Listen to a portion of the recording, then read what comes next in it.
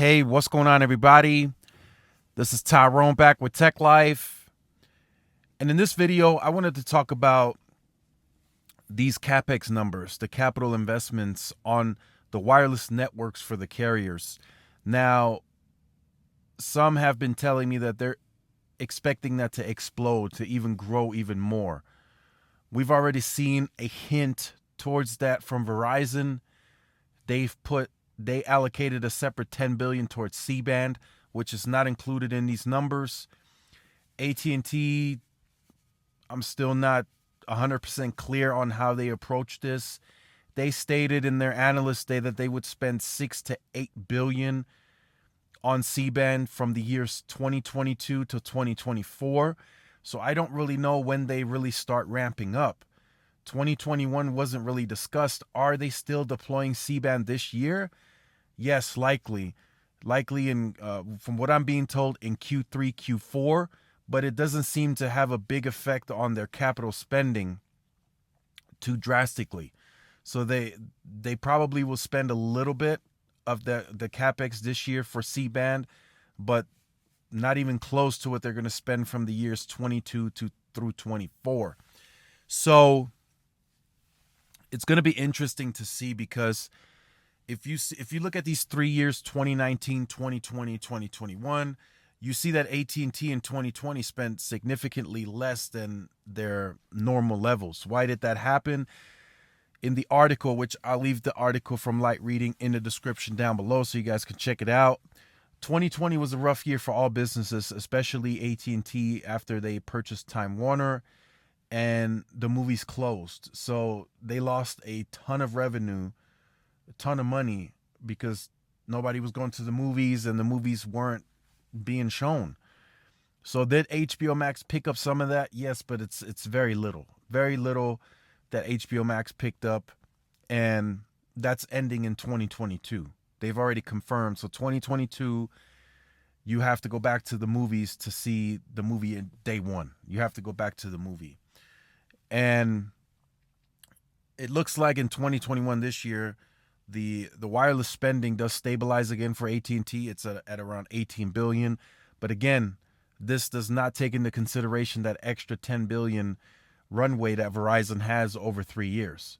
So the reason you can't really add that number in is because it's not a split number per year. As I mentioned, it's however fast Verizon can actually deploy the equipment per that year is how much they spend.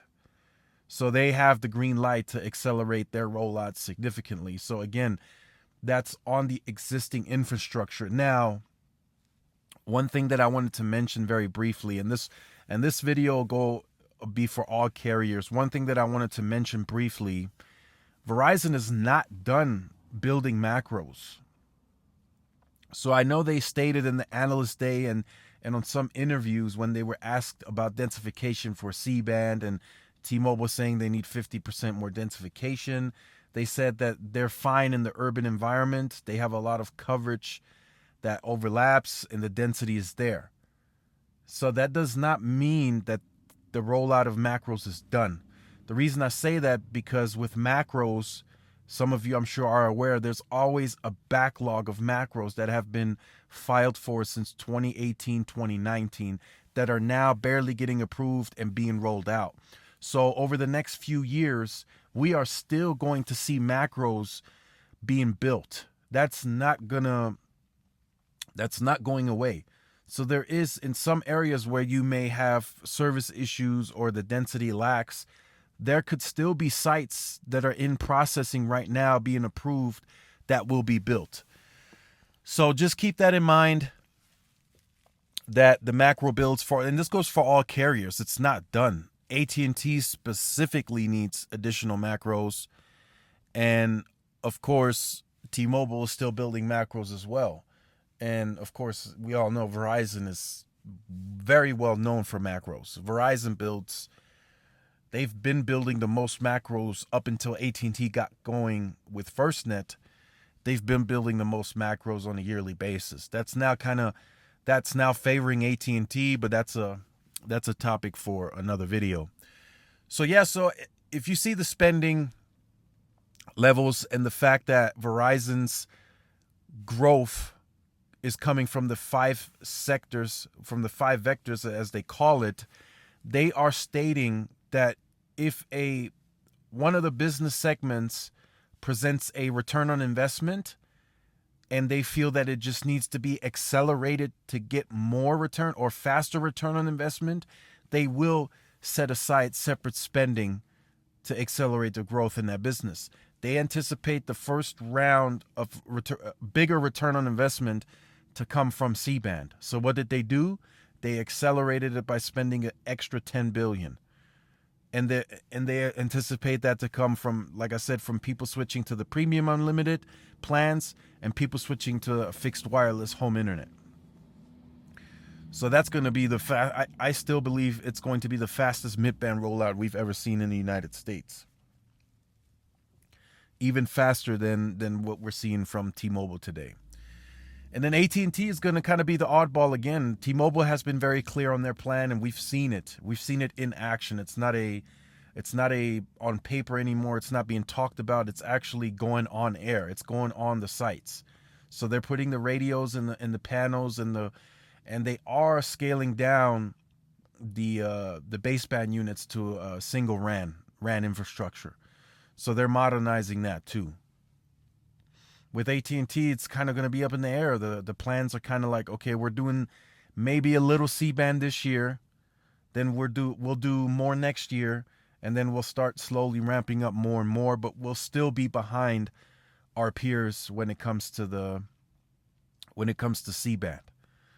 So, and T-Mobile's not scaling C-band, but they're scaling 2.5, which is essentially the mid-band layer that'll lead to the faster 5G speeds. So at the end of this, I would say around 23, 24, probably going into 25 as well, AT&T will be behind on the mid-band spectrum layer that's going to essentially give you the speed that you'll see on Verizon and T-Mobile in terms of capacity. Could that change? Sure, they could definitely change. And again, they do spend 21, 22 billion per year, AT&T, but that CapEx is not allocated for wireless only. They still spend on fiber, which the fiber, you got to look at AT&T from A and B. The A portion of the fiber is it's going to the home. So they're using that for the home internet. The B portion is the new sites that they are including, newly built or co-locations, they have to deploy fiber to those sites as well, transport. So you got to bring your fiber to those sites and that costs money as well. So I'm sure that, I mean, that's included in the wireless build as well. So when they build a site and they pay for the fiber is included in that cost. But nonetheless, it's still a cost. There's still a cost involved in that. So just keep in mind when you look at AT&T, it may not be as exciting for the times being, but it could change. Their plans could definitely change. It seems that their CEO John Stankey, is a bit more favorable for wireless now, and that's something that Randall Stevenson lacked. He wasn't really investing too heavy in the network, and it shows. It's really showing right now. Their densification is not up to par. You can see it with their upload speeds. They lack. Verizon and T-Mobile are far ahead in that game. Far ahead. So I just wanted to briefly discuss this topic in terms of this year and where we're heading over the next 3, 4, 5 years. CapEx explosion could happen. Carriers are spending more and more money. T-Mobile, not so much. T-Mobile says we're gonna live, and this is how I see it. Living within your means. That's a lot of people's problems nowadays. They have a set good salary, but then they live outside their means, and all of a sudden they live paycheck to paycheck. And I just get that feeling from T-Mobile that they don't want to run the business outside of their means, so they seem to want to be dropping the capital down to 9 to 10 billion. And a lot of people say, well, they say they're going to make this amount of money, but again, you got to watch what the carrier does, not what they say. You've heard Snead say that a lot of times, and it's true again in this case. The CapEx being lowered is a problem. It's a problem, and it shows that they may not have enough money to really ramp up the network build out in rural America. Maybe there's some disconnect with T-Vision. Again, they spend a lot of money on that. I mean, they're losing $30 per account.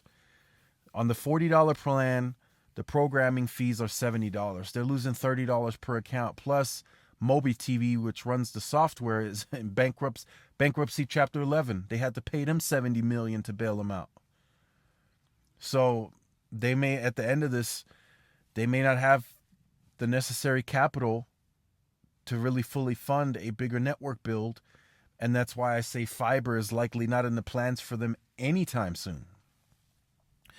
So just keep that in mind. I just wanted to briefly discuss this with you as we head through 21, 22, 23.